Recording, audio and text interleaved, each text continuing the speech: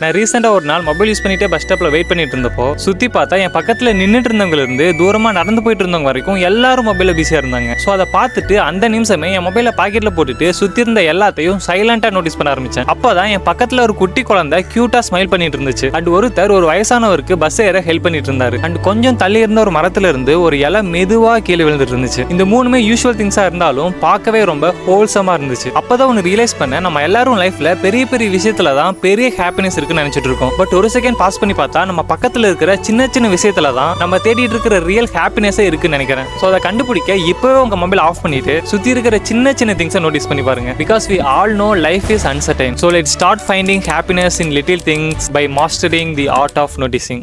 நீரை தூவும் மழை இல்லென்ற காற்றின் அலை சேர்ந்தாடும் இந்நேரமே